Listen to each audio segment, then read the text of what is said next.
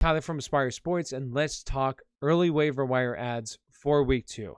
Now, this is going to be updated on Tuesday, but I'm currently looking at guys who are currently being rostered under 50% of leagues, guys who had a pretty good weekend, and guys that are going to have value for you going forward. I make new content like this every single day, so make sure you hit that subscribe button, and let's get into the video.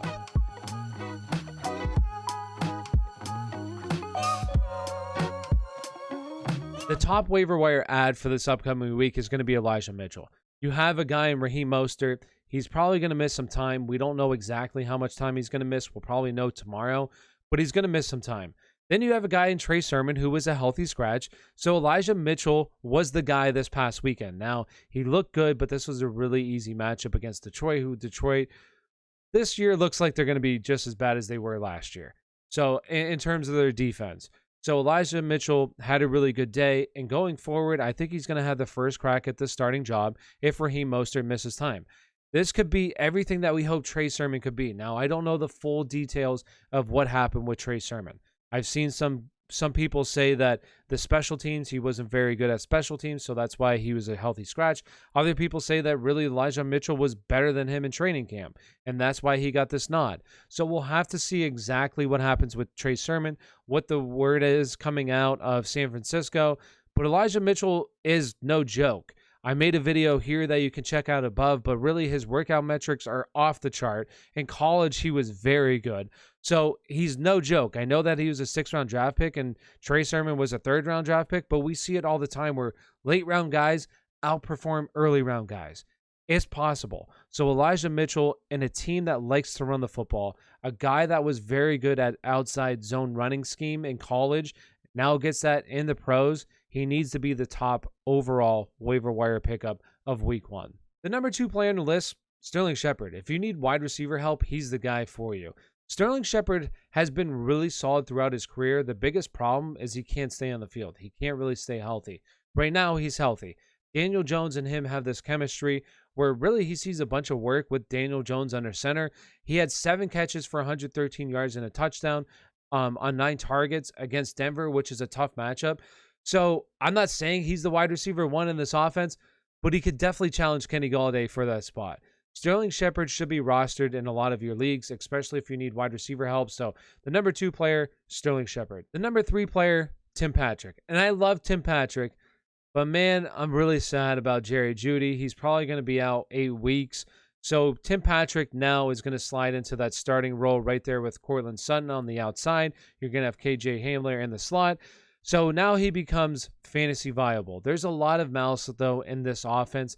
This offense really has some really good skill position players, and Tim Patrick is now going to come into the mix. He's a big guy, like a red zone threat, where he did score this past weekend. So I want to go crazy on him. I would definitely want Sterling Shepard, but he's going to have value for this offense heading forward on what should be a pretty decent offense. So Tim Patrick, the 3rd guy. Now, going from here on out, I'm not really ranking them in where I would pick these guys up. I'm just going by position, so I'm going to go through running backs right now. And the next guy is going to be Carlos Hyde. Currently, he's rostered in 16% of leagues. And what is Urban Meyer doing? Like, what is he doing? You have Carlos Hyde out-touch James Robinson this past weekend. Like, what are you thinking? I don't understand this whatsoever. Carlos Hyde needs to be rostered because, once again, he out-touched James Robinson. And really in preseason, this looked like a timeshare of basically like 50-50 split. Really, James Robinson should see majority of the touches in this backfield. But with, dipshit Urban Meyer here, like it looks like it's going to be a full-blown committee. So he needs to be rostered in your leagues. 16%, it needs to be higher than that, especially in your deeper leagues. Carlos Hyde is an okay like flex play week in and week out. That's going to see around like 12 plus touches. So Carlos Hyde, the next guy on the list. The next guy on this list, and I can't even believe that I'm saying his name, is Mark Ingram. Mark Ingram had 26 touches in week 1. 26 touches. I just don't understand it. I'm very surprised that Houston really steamrolled Jacksonville. That to me was surprising. I don't think that Deshaun Watson is truly going to be out for season.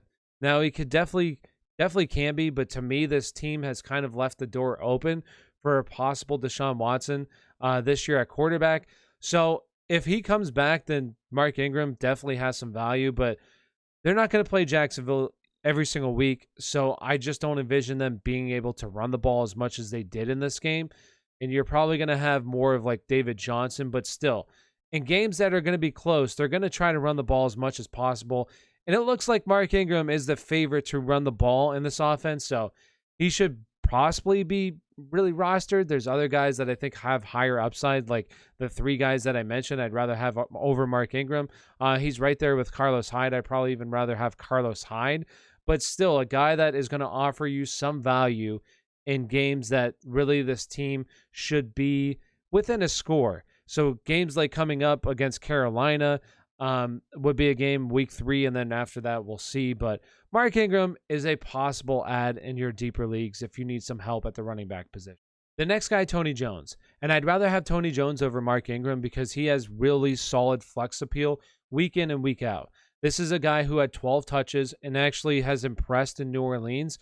And if anything were to happen to Alvin Kamara, he now becomes like a top 20 play every single week that Alvin Kamara misses. So I'd rather have Tony Jones really over Carlos Hyde and Mark Ingram. So he's the next running back on the list. The next guy on the list, Kenny Gainwell. And currently he's being rostered in 8% of your leagues. And yet Boston Scott not play 1 snap this week. So Kenny Gainwell, it was definitely Miles Sanders who was the lead back, but Kenny Gainwell played on a decent amount of snaps, and he had 11 touches. I view him as kind of like the Nyheim Hines in this offense, so he's going to have like flex appeal, especially in your PPR leagues going forward. I like his receiving role in this offense. So the last guy at the running back position would be Kenny Gainwell. Next, I have 2 guys that are on the same team, in Christian Kirk and Rondale Moore. And this offense is going to be really solid for Arizona. Currently, you have Christian Kirk being rostered in 13% of your leagues, and Rondale Moore is currently 27%.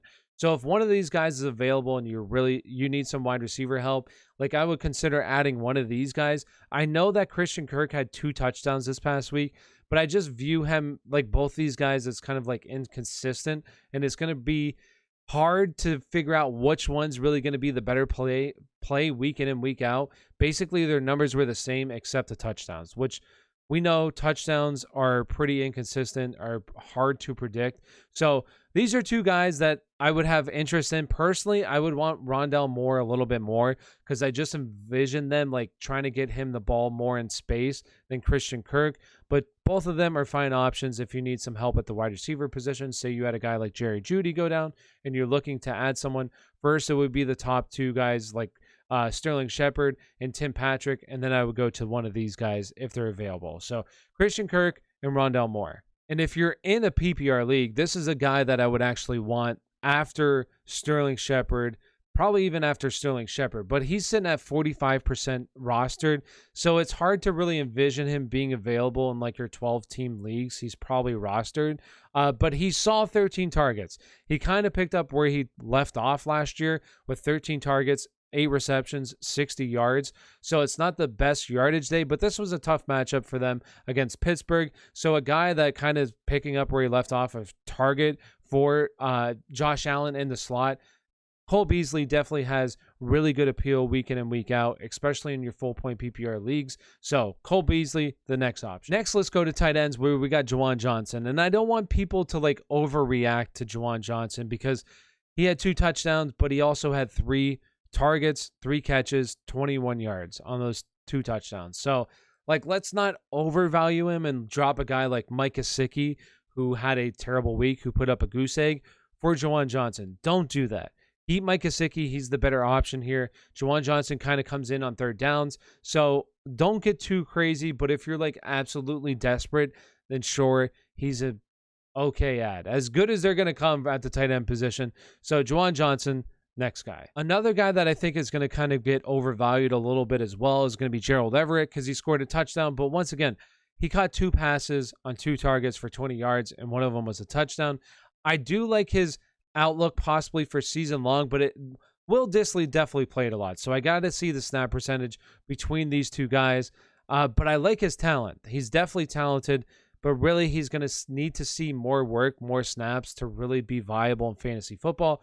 But once again, tight end is absolutely brutal, and if you're desperate, Gerald Everett on a very good offense, he's the next guy. And the last tight end is going to be Tyler Conklin, who I do think has value as long as he can hold out Chris Herndon, when he kind of gets up to speed on this offense. Tyler Conklin isn't the best receiving tight end. He's more of a blocking tight end, but he's going to play majority of the snaps right now. He saw 4 targets, caught 4 catches for 41 yards. So if he would have scored a touchdown, that would have been a pretty solid fantasy day for him. So he's a guy that honestly, personally, I would rather have over the other 2 guys, just because I just envision he's going to play more snaps than the other 2. So he's has a chance to be more involved. So Tyler Conklin, the next guy. And actually, I have one more tight end here. We have Jared Cook, who I don't know if he's going to be available in your leagues, but if he is, he's the top tight end that I would want out of all these guys. He had 8 targets, 5 catches, 56 yards, and just plays on the best offense with the best opportunity here. He's not the best guy. I do think that Gerald Everett is a better athlete than Jared Cook, and also Jared Cook's kind of older and later in his career. But there's potential here for him in a very good offense. So Jared Cook would be my top tight end add for the week. Now moving to quarterbacks, we had Jared Goff, who attempted 57 passes, and this defense is going to be awful. So he's going to throw the ball a lot.